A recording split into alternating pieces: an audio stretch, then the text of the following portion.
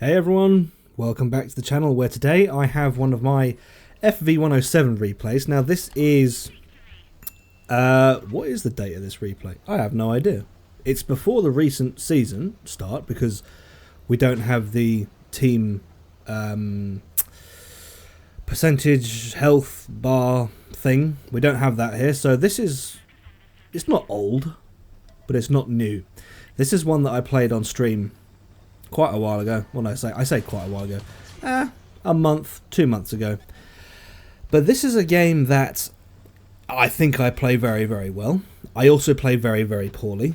I have a very, very good result, but the result isn't as good as it could have been, and we learn several lessons. So this is quite a compact video. It's quite a compact replay because there's a lot going on. Chief of which, the first thing we'll talk about is the swamp area on Live Oaks. We're on Live Oaks. Typically, you don't want to drive through the swamp. I like to drive through the swamp because it's a place that you don't really want to go to.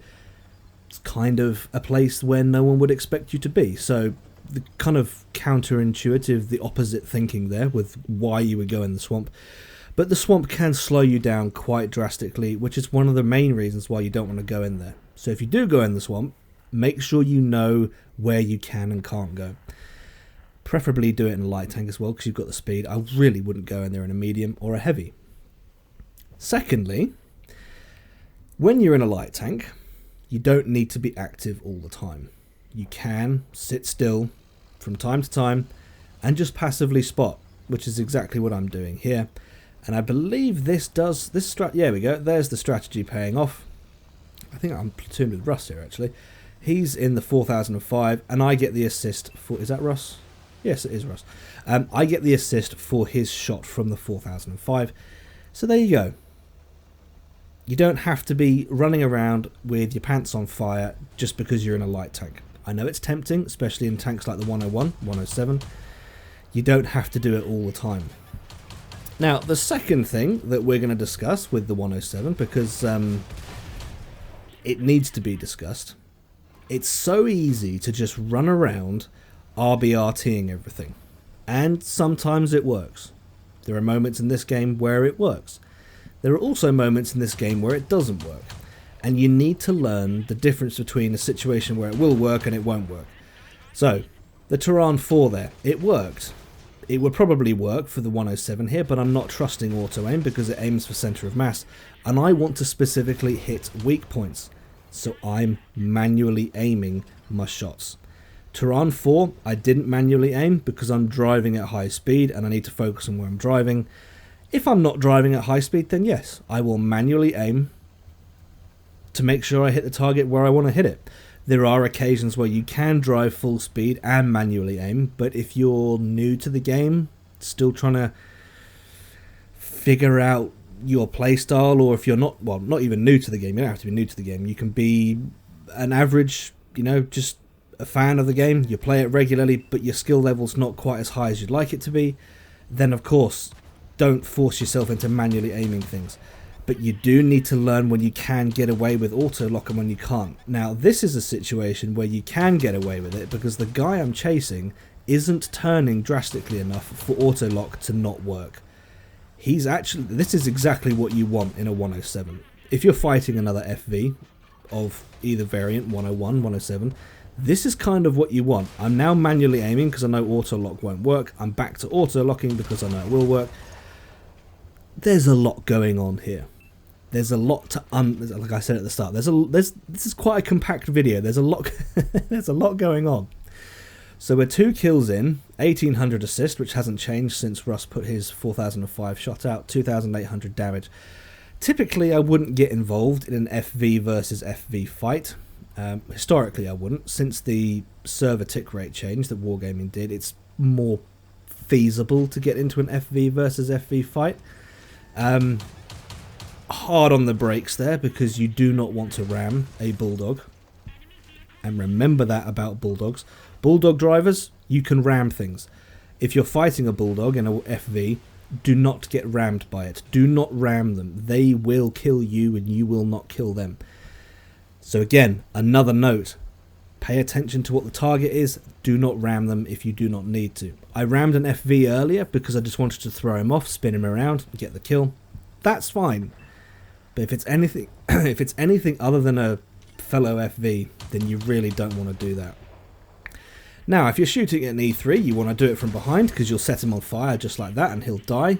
You also want to make note of your reload, so you don't end up doing what I've just done, which is not pull the trigger because I didn't have any.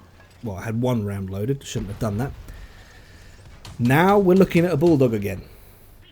I know in this fight, I know he wants to ram me because that's what bulldog drivers do. That's one of the strengths of that vehicle. So you've got to play in a way that does not hand that strength to them. You also don't want to be driving away in a straight line because that means that the auto lock mechanic for the FV will work exactly as the FV driver wants it to, and he will pen every single shot. Right, we're on 6 kills. We're on a Top Gun. Let's just catch our breath for a second. And we're bullying, what is this, a TVP? No, a T50. We're bullying the T50. The T50 is a good tank. I like it. It's not as good as the 50-51. It's down one round in the clip, but there we go. There is our 7th kill of the game. We're side on to another... excuse me, losing my words. Side on to another E3. 8 kills. Now, time to gather our thoughts again. 4 versus 4, wide open spaces, full health 4005. I'm not going in to fight him. I've spotted him. The rest of my team knows where he is. He's stuck in that dip. He can't go anywhere. Map awareness, guys. Yeah, map awareness. I don't know how many hit points I took there. It was at least 1,000.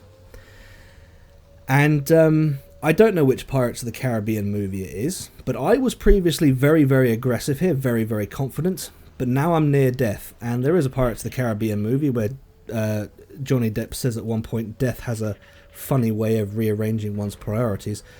My priority was to try and get as many kills as I could. Now my priority is to just stay alive because I've gone from very good health to a one-shot for everything.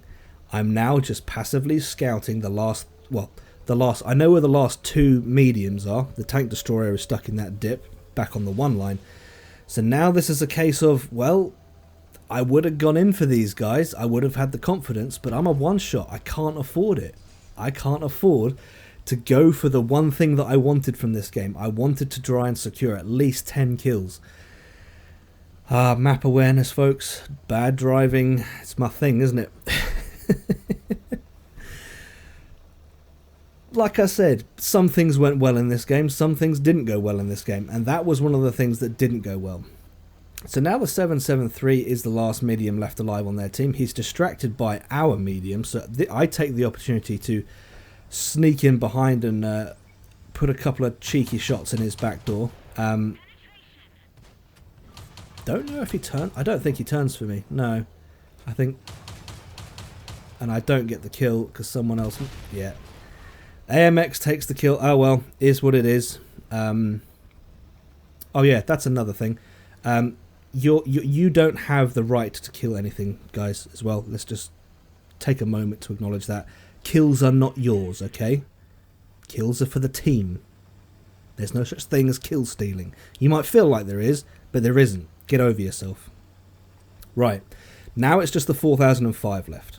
Now we need to respot him and reevaluate our approach to the end of this game. I'm still a one-shot. He's still down there in the dip, or relatively close to the dip. I can't go in. I just need to be the guy that spots him for the rest of my team. Now, Russ is sitting back, which is exactly what I would expect from a 4005, and the medium is pushing up ever so slightly, which is also good to see, because you don't want everybody packed into the same area. Now, the 4005 is clearly discombobulated. I don't think he knows which way to look. I think at this point he spots Russ coming across the field and he tries to have a go. Does he try to have a go? No, I don't know.